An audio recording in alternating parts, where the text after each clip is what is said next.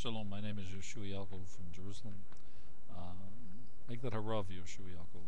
I have something very important, I think, to say to Eliot Spitzer and to his wife and daughters. I'm not going to sing any client number nines, or I think there's something very important that you have to deduce from the experience. The God of the cosmos, the God of Israel, is a very big God, and imposed the collapse of the local reality, individually, family, and the community, and it's coming as well in your nation. You're not a bad man. In fact, you have many. You're a good man and a decent man. You've done many good things. I don't know you personally, but I'm a didactic scientist. I live in Jerusalem for the past 22 years. I'm an American scientist, an American citizen, and a scientist now living here and working here. What you need to know is that there's been a phenomenon. You've been too busy in your political life to take notice of it or hear of it or to know anything about it. But there's been a phenomenon occur since 1991, and that is globally the collapse of the local reality. So what? What does that mean? It means the end of man and mankind's exile. It's been spreading around the globe. It began with the collapse of the Soviet Union, followed next year in 1992 in Yugoslavia, the collapse of communism there. Came to Israel November 5th with the murder of Rabin, 1995. Collapse of local reality here with Zionism. The Twin Towers collapsed. It came to America. Okay, so it's on the national level, it's on the communal level, and it came to Eliot Spitzer. Now, notwithstanding the Dershowitz manic dialogue of somebody dropped a dime, the truth be known, Eliot, you're the guy who dropped the dime on you. And at the end of the day, you have taken responsibility and will. Now, so the question is, what's next? After the collapse of the local reality, we have the collapse of the local reality brings the end of the exile of men and mankind. So in physics, if you collapse the local reality, you have the quantum reality. Okay, the local reality being exile, the quantum reality being redemption. Okay, so we're not in the redemption, nor are you, nor is your family, your community, nor is Israel.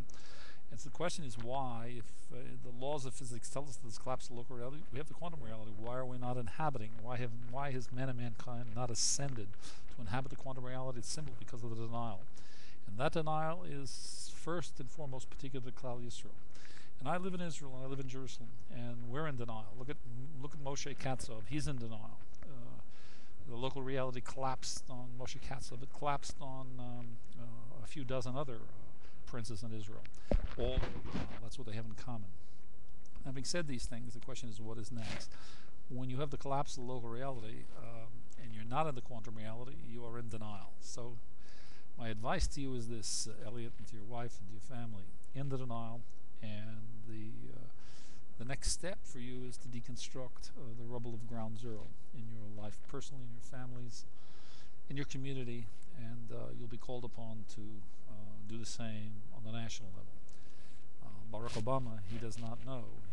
He talks about in his campaign, he talks about change we can believe in. He should talk to you in a few months when the dust settles, because the change that we need is the change we can inhabit.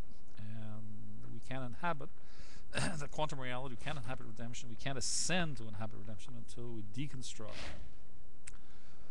the ground zero. The collapsed local reality is ground zero. It's ground zero now in your life, in your families, in your communities, and it's soon to be in your nations, so it's going to need you. Who knows? Maybe someday you'll be president if you do a good job collapsing, after the collapse of local reality, deconstruction of the collapsed local reality of ground zero. you're going to be very much in demand. Having said that, what comes after deconstruction? Well, obviously, deprogramming the mind of exile. Okay, you're a different man today, and the way forward for you is very different. And you have to see this not in pejorative or in punitive or in negative terms, but you should see it in positive terms, that you'll be blessed and everything from, but kol mikol kol, you'll be blessed and everything from everything with everything. My advice to you is draw near to the center, and what that means, ascend and draw close to the God of the cosmos, the God of Israel, and listen first and only to the God of the cosmos and Israel, and you will discover and you will learn who the real authentic you is, and you'll move on with your life and the deconstruction of ground zero, and that'll be followed by the deprogramming, and that will affect the sustainable restoration of your authentic identity. And that's really you have the zehut and the merit to have this imposed upon you. It's imposed by heaven, and now you must turn it to a blessing. So that is my intent in making this video, is to inform you of the positive elements in your wife.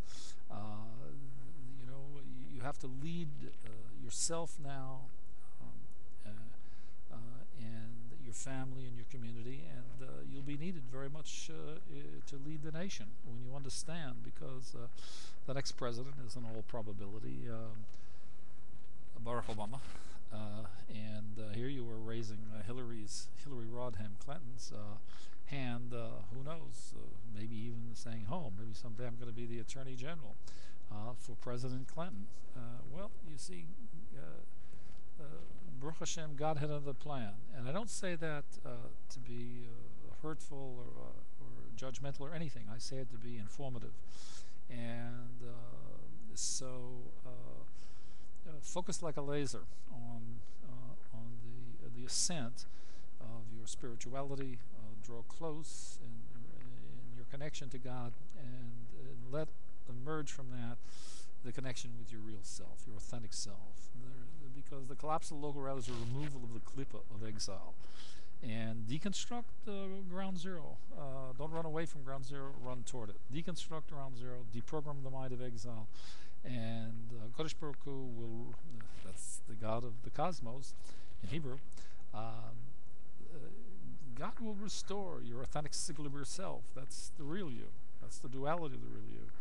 And you will be restored to your full authentic identity and your full honor, as you should be.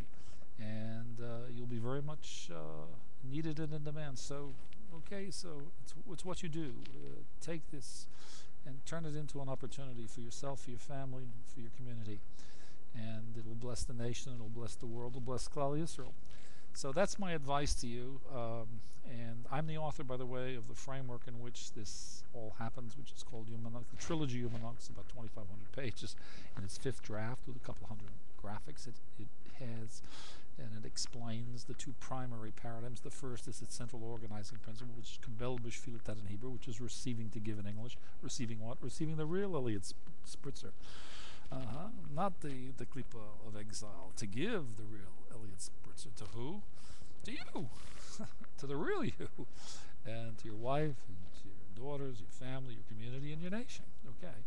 And the other is the other paradigm of Humanomics is the integration of labor, which is a new economic paradigm, and the Democratic National Platform Committee will most probably table. It'll be the president's the central campaign platform for Obama to run on, and to develop and implement his world-class global technology.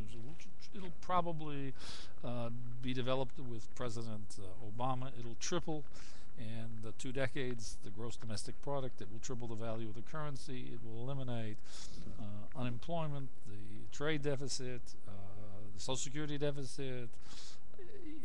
It's a win-win situation. We need guys like you. Okay, so you fell down. Okay, so big deal. Your wife and your family love you. They stand by you. Get up and go forward. Kadima, as we say. Forward, forward. I'm Yehoshua Ya'acov. I'm your friend. I hope this will help you. That's what's the purpose. Shalom from Jerusalem. Anytime you're in Jerusalem, you're more than welcome, Eliot. All the best.